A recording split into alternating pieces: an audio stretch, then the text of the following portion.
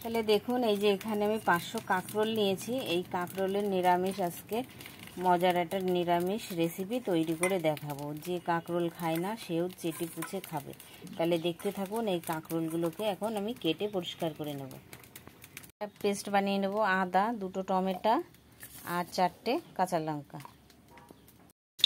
কড়াইতে সাদা তেল দিয়ে দিয়েছি। আর এই যে এখানে কিছুটা পাঁপড় নিয়েছি, এক এক করে ভেজে নেব পাঁপড়গুলো। আমি ভেজে তুলে নেব। ঠিক আছে, এবার আমি কিছুটা মুগ ডাল নিয়েছি, ডালগুলোকে ভেজে নেব। ভাজা হয়ে গেছে, এবার তুলে নেব।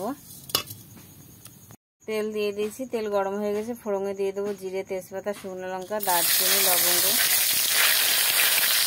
এবার দিয়ে দেবো যে মশলাটা বেটে রেখেছিলাম সেই মশলাটা।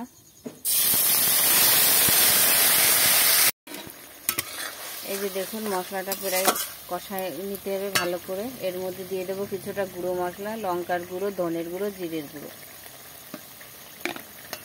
এটা দিয়ে এইভাবে ভালো করে আরেকটু মশলাটা কষিয়ে নিতে হবে।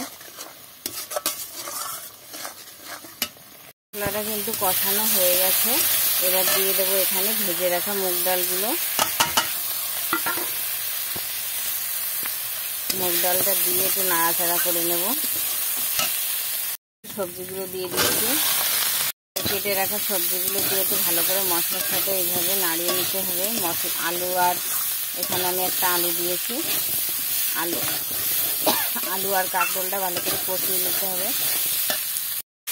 পরিমাণ অনুযায়ী লবণ, পরিমাণ মতন হলুদ দিয়ে নেড়ে চেড়ে নেব। আর একটু ঢাকনা দিয়ে ঢেকে কষিয়ে নেব। হলুদ দিয়ে ভালো করে নেড়ে চেড়ে কষিয়ে নেব একটা থালা দিয়ে। এটা কিন্তু কষানো হয়ে গেছে। এবার আমি জল ঢেলে দেব। এবার আমি জল দিয়ে দেব। জল দিয়ে এবার ভালো করে এবার জাল করে ফুটিয়ে নেব। 1 চামচের মতন ঘিটা দিয়ে একটু নাড়িয়ে নেব। আর বেশি শুকনো করব না, আর একটু জাল দিয়ে নামিয়ে দেব। তাহলে ভালো থাকবেন, সুস্থ থাকবেন। ফিরে আসছি অন্য কোনো রেসিপির সাথে। এই যে দেখুন তৈরি হয়ে গেছে কাঁকরোলের রেসিপি। এইভাবে আপনারাও বাড়িতে তৈরি করে ফেলুন। আর চ্যানেলটিকে সাবস্ক্রাইব করে আমার পাশে থাকুন।